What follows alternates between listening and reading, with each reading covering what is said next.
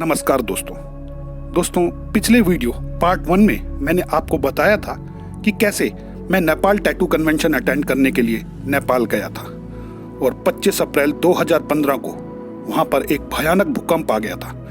उस भयानक भूकंप से मैं कैसे बचा, वहां से कैसे निकला, ये मैंने पिछले वीडियो में आपको बताया।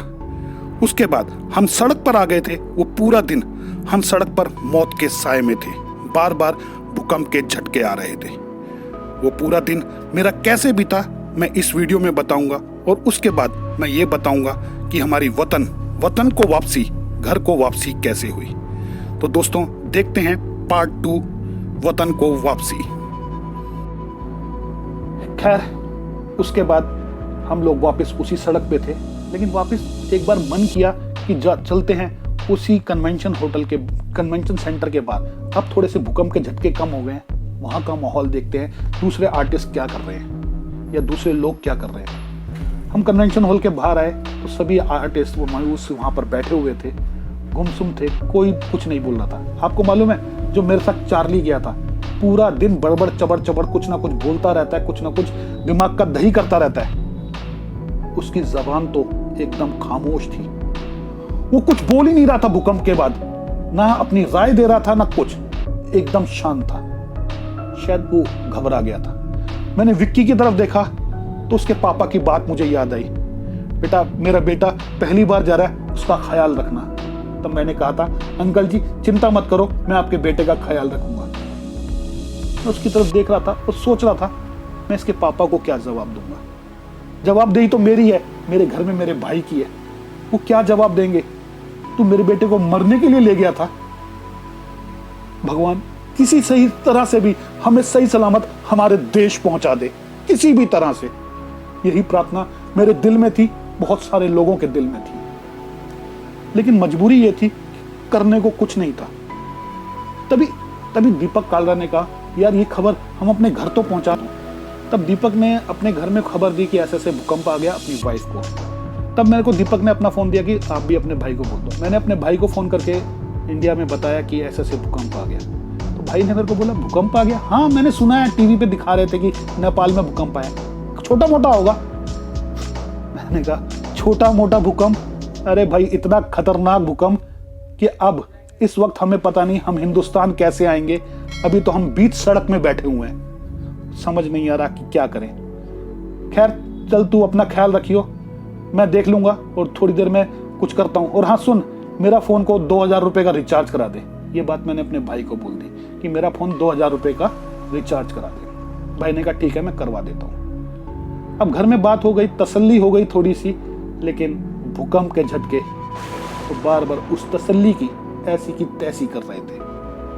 वो झटका एक एक झटका हमें बताता था इतनी जल्दी बच के नहीं जाओगे, मौत तुम्हारे साथ है और तुम्हें साथ लेकर ही जाएगी। ये दिल से महसूस हो रहा था, ये दिल में महसूस हो रहा था खतरनाक तरीके से। और वो भूकंप के झटके हमें बार बार डराए जा रहे थे। अब थोड़ी देर बाद हमें भूख भी लगने लगी, लेकिन खाना कहां से लाएं? खाने को तो कुछ भी नहीं है, कुछ भी नहीं खाया हमने सुबह से। सुबह नाश्ता करके चले थे, लेकिन डर और दहशत में खाने की सूझी ही नहीं। शाम के 4 बज चुके थे। फिर भटके तो एक दुकान दिखी, लेकिन वहां पर लाइन थी। कम से कम 100 लोग थे जो खाने के थे। हमने भी लाइन में अपना नंबर लगाया, लेकिन 100 लोग को क्या, 10 लोगों के बाद ही पता चला कि अब कुछ भी नहीं है खाने को। हम भूखे सड़कों पर भटकते रहे, अपने होटल जा नहीं सकते थे, रास्ते बंद थे। तभी मुझे दिल्ली का एक लड़का, उसका नाम भी भारत है, वो मिला। मैंने बोला ठीक है ना? बोला हाँ ठीक हूँ। मैंने कहा जो हिंदुस्तान से लोग आए हुए हैं उनकी क्या खबर है, जो टैटू आर्टिस्ट हैं देश के कोने कोने से आए हुए हैं? बोले सब सही सलामत है, बस एक राहुल गायकवाड़ नाम का लड़का है, उसका हाथ पे थोड़ा चोट लगी है, क्योंकि वो होटल के स्विमिंग पूल में कूद गया था भूकंप के टाइम पे, लेकिन स्विमिंग पूल के पानी इतना जोर से उछला कि उसने उसे दीवार पे दे मारा, इससे उसका हाथ शायद टूट गया है। और छोटी मोटी खरोंचें आई हैं। एक आर्टिस्ट तो अपने होटल की छत से केबल की तार, 5वीं मंजिल से केबल की तार से नीचे आ गया। मतलब कि अभी तो लोगों की कहानियां सुननी बाकी थी, लेकिन वो कहानियां तब सुनूंगा ना जब सही सलामत मैं यहां से निकल जाऊंगा। तब भरत से मैंने कहा यार भूख लग रही है।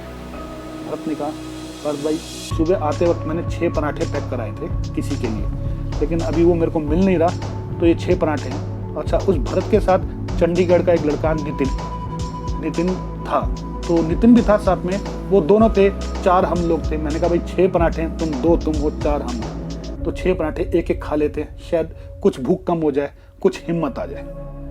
दोस्तों, उसने अपने बैग से 6 आलू के पराठे निकाले और तुमने वो बड़े ही चाव से 6 लोगों ने वो आलू के पराठे खाए, और उस घबराहट और दहशत में भी, डर में भी, हमने वहां पर मुस्कुराते हुए आलू के पराठे खाते हुए एक सेल्फी खींची।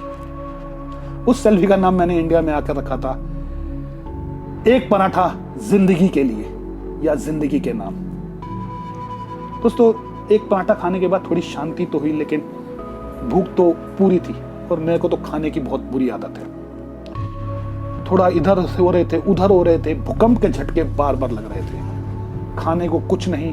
अब थोड़ी देर बाद अंधेरा सा होने लगा, करीब 5:30-6 बजे का वक्त था कि अंधेरा होने लगा। तभी किसी ने मुझे आकर बोला कि भारत भाई, वो जो सड़क पे से जब बिजली के खंभे गिर गए थे वो हटा दिए गए हैं, रास्ता साफ कर दिया गया, आप लोग अपने होटल जा सकते हैं। हमने कहा ठीक है भाई, होटल जाते हैं, लेकिन होटल भी हमारा कहीं टूटा हुआ मिला तो। खैर, जो भी था, हम अपने होटल की तरफ चल दिए। रास्ते में काफी चीजें टूटी फूटी, बिल्डिंगें गिरती हुई नजर आई। लोग बाग देख रहे थे कि बिल्डिंग ये गिरी और ये गिरी, बिल्डिंगें गिर रही थी। एक कार खंबे के नीचे, बिजली के खंबे के नीचे फंसी पड़ी थी।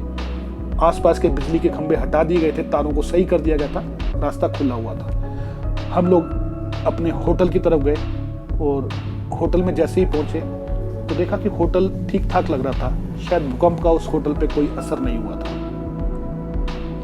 तब होटल के रिसेप्शन पे जो आदमी बैठा हुआ था, उसको मैंने कहा भाई एक काम कर, तेरा होटल कैसा है? वो बोला बाबूजी बिल्कुल ठीक ठाक है, कुछ फर्क नहीं पड़ा, आप चिंता मत करो, आराम से इस होटल में रहो, और आपकी 27 तारीख की अप्रैल की वापसी है ना, तो 27 अप्रैल तक यहाँ रहो और आराम से अपने देश जाना, मेरा होटल सुरक्षित है।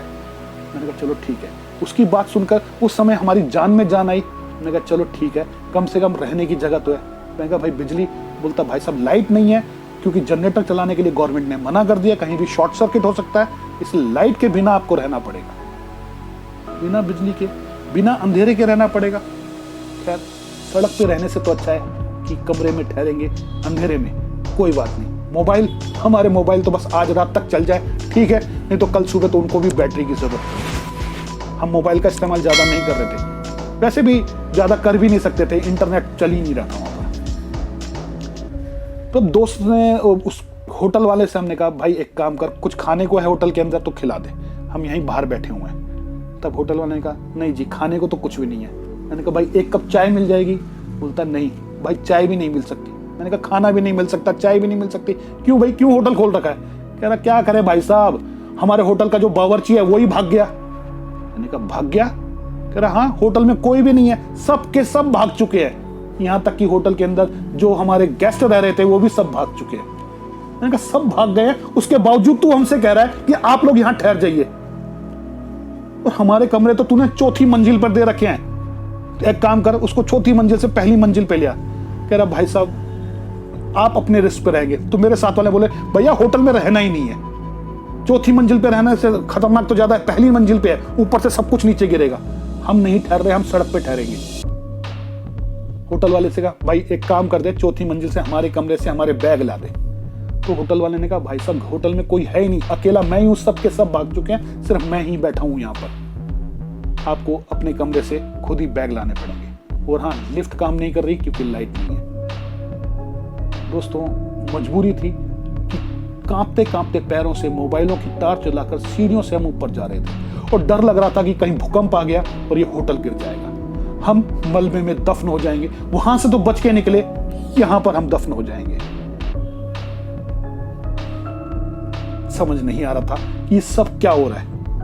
चारों के चारों घबराते हुए होटल की सीढ़ियां चढ़ रहे थे। एक एक सीढ़ी चढ़ते चढ़ते दिल घबरा रहा था कि अभी भूकंप आया, अभी भूकंप आया, और ये होटल धड़ाम से गिरा। खैर दोस्तों, होटल के कमरे में पहुंचे, अंधेरा था, मोबाइल की टॉर्च से अपना सामान इकट्ठा किया जो भी बिखरा हुआ था। जब होटल पे चढ़ रहे थे, अपनी गैलरी में आ रहे थे, तो देखा था कई कमरों के दरवाजे खुले हुए, किसी की अलमारी गिरी हुई नजर आ रही थी, किसी को कुछ सामान बिखरा हुआ नजर आ रहा था।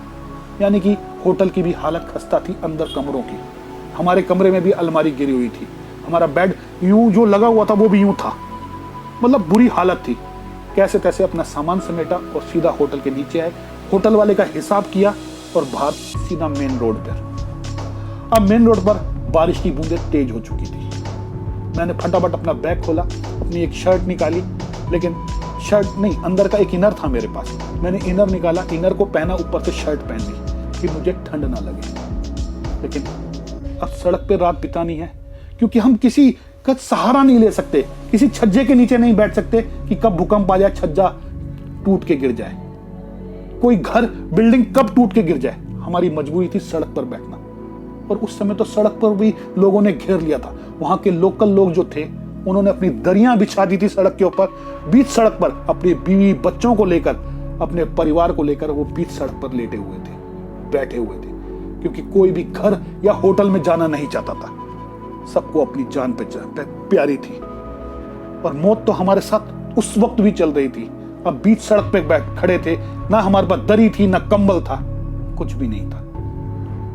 हम वहां बीच सड़क में खड़े सोच रहे थे कि अब क्या करें और क्या ना करें कि तभी अचानक दीपक कालरा की वाइफ का फोन आया। दीपक, इंडियन गवर्नमेंट ने रेस्क्यू ऑपरेशन शुरू किया है, ऑपरेशन मैत्री शुरू किया है, जिसके तहत वहां पर नेपाल में फंसे हुए जितने भी हिंदुस्तानी हैं उनको वायुसेना के जहाज द्वारा इंडिया लेके आया जाएगा।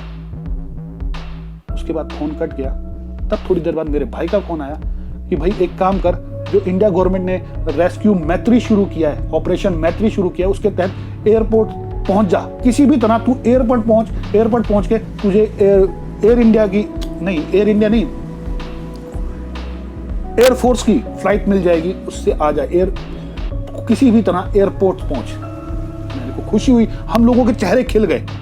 तब हमने अपने साथ के और लोग जो इंडियन मिले, जो भटकते हुए मिले, उन सबसे बात की। तो उन्होंने कहा कि एम्बेसी में कॉल करो, लेकिन एम्बेसी का फोन नहीं मिल रहा था। एम्बेसी का नंबर भी नहीं पता था हमें तो, लेकिन किसी को पता था तो उसका नंबर नहीं मिल रहा था। समझ में नहीं आ रहा था कि क्या करें, एम्बेसी से कोई कांटेक्ट नहीं। तब किसी ने हमें डरा दिया कि एम्बेसी जाने का कोई फायदा नहीं। हर कोई आदमी डराने में लगा हुआ था। अरे नहीं, ऐसा नहीं हो सकता, अरे ऐसे कैसे कोई ले जाएगा, अरे रजिस्ट्रेशन होगा, स्टैंप लगेंगी, नाम लिखे जाएंगे, बहुत लंबा प्रोसेस है, 2-3 दिन लग जाएंगे, इतनी जल्दी हम लोग हिंदुस्तान नहीं पहुंच पाएंगे। अब डरे, समझ नहीं आ रहा था कि क्या करें। हम लोग वहीं पर एक जगह पर बैठ गए। तभी चार्ली ने एक नेपाली लड़के को जाते हुए देखा, शायद चार्ली उसको जानता था। उसको रोका, उससे बोला यार कुछ खाने पीने को मिल जाएगा, कोई दुकान या कोई आसपास किसी ने घर पे खोल रखी हो। उसने कहा हाँ है, एक दुकान है, चलो। वो चार्ली उसके साथ चला गया, मुझे बोल के गया भारत जी बस आ रहा हूँ 5 मिनट में। मैं 5 मिनट वहीं पर बैठा रहा। मेरे साथ दीपक भी था और विक्की भी था, चारों वहीं सड़क के ऊपर बैठे हुए थे अपने बैग लेकर। 10-15 मिनट बाद चार्ली वापस आया, उसके हाथ में 2 वोडका की बोतल थी। वोडका, शराब, जी हाँ, 2 वोडका की बोतल थी। मैंने उससे बोला चार्ली शराब की बोतल लेके आया? कहता है यार भारत जी ये शराब बहुत जरूरी है, इतनी ठंड हो रही है, इतनी हालत खराब हो रही है, 2-2 घूंट मारेंगे तो शायद हिम्मत आ जाएगी। दोस्तों, मैं शराब का प्रचार नहीं कर रहा, शराब आपकी जिंदगी के लिए हानिकारक है, लेकिन ये एक बात बता दूं, ये शराब आगे मेरे को बताऊंगा मैं आपको वीडियो में, हमारे लिए अमृत भी बनी थी। इस शराब ने हमारे लिए अमृत का काम किया था और इसी शराब की वजह से हमें जीवन दान मिला था। वो आपको मैं आगे वीडियो में बताऊंगा। लेकिन अब शराब लेके आ गया, चार्ली ने अपनी पानी की बोतल निकाली, उससे काटा और 2 ग्लास पैक बना ली। मैं कहा लेकिन शराब इसके साथ, वोडका के साथ पीने के लिए, खाने के लिए कुछ? तो बोला लाया हूं ना, 2 बिस्किट के पैकेट मिले थे, छोटे वाले, 10-10 रुपए वाले। आपको मालूम है वो शराब की जो वोडका की बोतल थी 500 रुपए की नॉर्मल प्राइस है नेपाल में, लेकिन उस समय वो 1600 रुपए की एक मिली थी। खैर पैसों की उस समय कौन सोच रहा था, अपनी जिंदगी की सोच रहे थे। अभी एक पैक ही मारा था कि बहुत एक जोरदार झटका भूकंप का फिर आया। पैक छलछला के गिर गया, बिस्कुट टूट के गिर गया। मैं और चार्ली ने ही पिया था, दीपक और विक्की ने नहीं, लेकिन वो घबराहट एक और खतरनाक थी। कि अब तभी हम लोगों ने डिसीजन लिया कि कुछ भी हो जाए, हमें किसी भी हालत में एयरपोर्ट पहुंचना है, चाहे एयरपोर्ट पर हमारे को 3 दिन बैठा रहना पड़े। 27 की तो हमारी वापसी की तो है ही है, हम एयरपोर्ट पहुंचते हैं, किसी भी तरह से एयरपोर्ट पहुंचना हमारे लिए जरूरी हो गया था। लेकिन एयरपोर्ट जाएंगे कैसे? टैक्सी। कई टैक्सियां हमें आते हुए दिखी, थामेल में काफी सारी टैक्सियां हर वक्त रहती हैं, लेकिन उस समय कोई टैक्सी नहीं थी। कुछ टैक्सियां आ रही थी, जब हमने उन टैक्सी वालों को रोका तो कोई रुकने को तैयार नहीं था। शायद सभी टैक्सी वाले अपने घर जाना चाहते थे, जल्द से जल्द अपने परिवार के पास जाना चाहते थे, जरूरी भी था। तभी एक टैक्सी वाले ने रोका। मैंने उससे टैक्सी वाले को बोला एयरपोर्ट जाना है, 4 लोग हैं। तो बोला भाई साहब 5,000 रुपये लगेंगे। मैंने कहा क्या बात करता है यार, एयरपोर्ट से थामेल तक का 500 रुपये किराया है, हम 500 रुपये में आए हैं और अब तू कह रहा 5,000 रुपये लगेंगे। कह रहा भाई साहब आप भूकंप से पहले आए हो, भूकंप के बाद नहीं आए।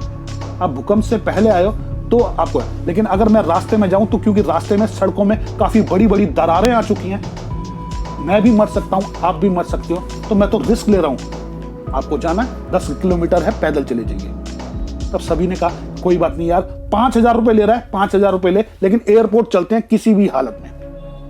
हमने टैक्सी वाले को 5,000 रुपये दिए पहले, उसने एडवांस लिए और हम टैक्सी में बैठकर एयरपोर्ट चल दिए। एयरपोर्ट पर पहुंचे ही थे, टैक्सी से उतरे तो देखा एयरपोर्ट पे बहुत ही खतरनाक भीड़ है। वहां बहुत सारे लोग बैठे हुए हैं, इंडिया के भी थे और विदेशी भी थे, सभी देशों के थे। और बाहर बोर्ड पे जो फ्लाइट के टाइम टेबल आ रहे थे उस पर सब कुछ आ रहा था, कैंसिल कैंसिल कैंसिल कैंसिल। सभी तरह की फ्लाइटें कैंसिल हो चुकी थी और एयरपोर्ट पर बहुत भीड़ थी। एयरपोर्ट के बाहर बहुत सारे लोग बैठे हुए थे जमीन पर नीचे। तभी हमने सोचा कि जो इंडिया का रेस्क्यू फ्लाइट चल रही है एयरफोर्स की, वो कहां से है, उसके लोग कहां खड़े हैं। वहीं नजदीक पे हमें थोड़ी देर में वो दिख गई।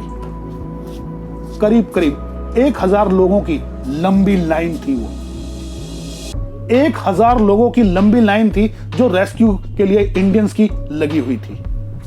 अब 1,000 लोगों में कैसे खड़े हूं, कैसे अगर लाइन में लग भी गए तो हमारा नंबर आएगा नहीं आएगा, आज रात फ्लाइट में जा पाएंगे नहीं जा पाएंगे, बहुत से प्रश्न माइंड में थे। समझ में नहीं आ रहा था कि क्या करे और क्या ना करे।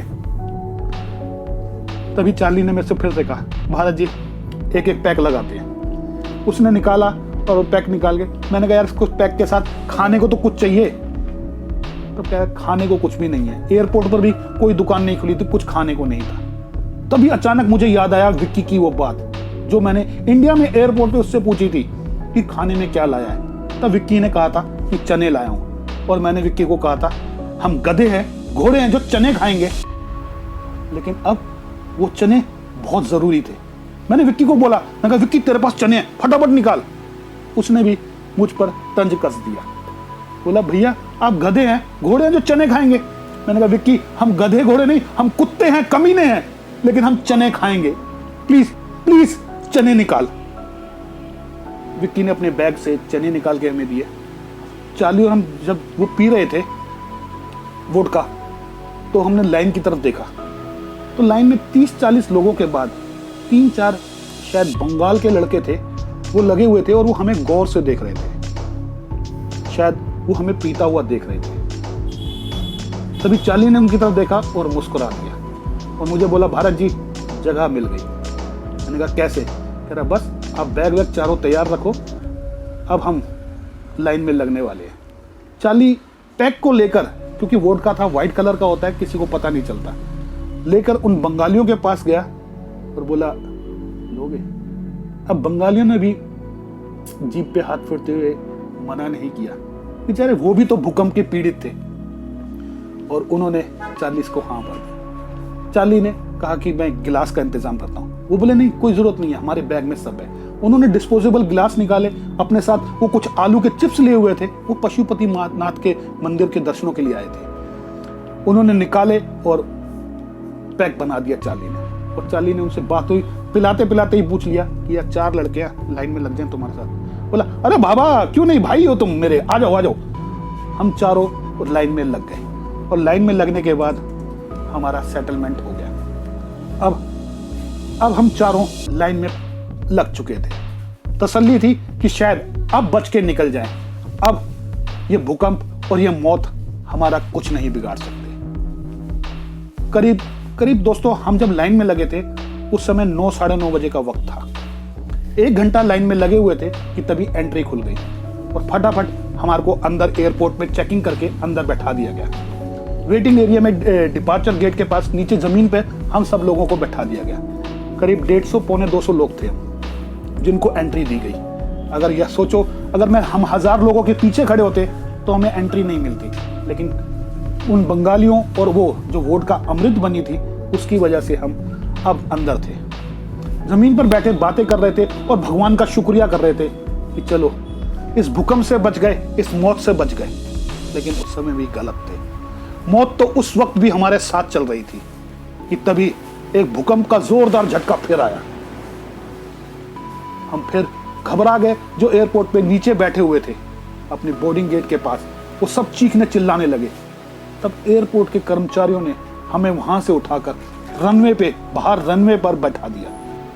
रनवे पर बरसात हो रही थी। हम सारे के सारे जितने भी लोगों को एंट्री दी गई थी रनवे पे बैठा दिया गया। सामने एयरफोर्स की फ्लाइट खड़ी हुई थी, काफी बड़ी थी। हम अंधेरे में देख सक रहे थे और उस फ्लाइट से कुछ सामान रेस्क्यू का उतर रहा था। शायद भूकंप पीड़ितों के लिए इंडिया गवर्नमेंट ने वो सामान भेजा था। वो सामान उतरते हुए देख रहे थे और हम इंतजार कर रहे थे कि कब हमें फ्लाइट में बैठने को दिया जाएगा। जब वहां इंतजार कर रहे थे तब वहां पर भी एक जोरदार भूकंप का झटका, यानी कि मौत उस समय भी साथ थी। इंतजार काफी लंबा था, काफी लंबा। तकरीबन रात के 3 बज गए। 3 बजे के करीब हमें फ्लाइट के अंदर एंट्री दी गई। हम जब फ्लाइट के अंदर घुस रहे थे तो बहुत खुशी हो रही थी, और जब फ्लाइट के अंदर घुसे तो देखा फ्लाइट जो हम लोगों ने अक्सर देखी है, कुर्सियां लगी हुई सुंदर सी होती है अंदर से, लेकिन वो एयरफोर्स की फ्लाइट थी। अंदर एक जीप खड़ी थी और पूरी की पूरी फ्लाइट में उनके जितने भी कल पुर्जे होते हैं फ्लाइट के, वो सारे नजर आ रहे थे और बहुत जोर की आवाज हो रही थी। हम सब लोगों को धीरे धीरे फ्लाइट के अंदर घुसाया गया और उस समय अनाउंसमेंट हुई फ्लाइट में। जो एयरफोर्स के कर्मचारी थे, जो लोग थे, सैनिक थे उस फ्लाइट के अंदर, उन्होंने कहा कि जो बुजुर्ग लोग हैं, जो फ्लाइट के किनारों पर सीटें बनी हुई हैं, उन पर बैठेंगे और जितने भी बाकी लोग हैं वो जमीन पर बैठेंगे। हम सब लोग फटाफट अपनी जगह पर जमीन पर बैठे अपनी, और जमीन पर उस फ्लाइट में बेल्टें लगी हुई थी पकड़ने के लिए। बेल्टें पकड़ने के लिए हमें हिदायत दे दी गई। अपना लगेज हमारे साथ था, कोई चेकिंग बैग नहीं था, कोई हमने बेल्ट पे नहीं रखा। सब लगेज हमारे साथ ही लेके चलना था। हम बैग लगेज के साथ और जमीन पर बैठ गए और सभी लोग बैठे हुए थे और सब लोग खुश थे कि आखिर वो इस नेपाल से निकल कर अपने देश भारत जा रहे हैं। वो खुशी के पल की फोटो भी हमने सेल्फी के रूप में खींची थी। दोस्तों, अब थोड़ी देर में हम नेपाल की धरती को छोड़ने वाले थे, लेकिन सोच रहे थे कि हमारे देश ने हमारे लिए कितना कुछ किया है। वो विदेशी सारे के सारे वहां बैठे हुए हैं, किसी भी विदेशी को उसके देश ने मदद नहीं पहुंचाई। वो सब बैठे हुए हैं, सारी फ्लाइटें कैंसिल थी, कोई कुछ नहीं आ रहा था। लेकिन भारत एक पहला ऐसा देश था जिसने अपने हिंदुस्तानियों के बारे में सोचा, हम लोगों के बारे में सोचा और हमारी मदद की। करीब 1 घंटे बाद फ्लाइट उड़ गई। 4 बजे वहां से उड़ी और सुबह 5:30 बजे के करीब दिल्ली एयरफोर्स बेस पर इंदिरा गांधी पर लैंड हो गई।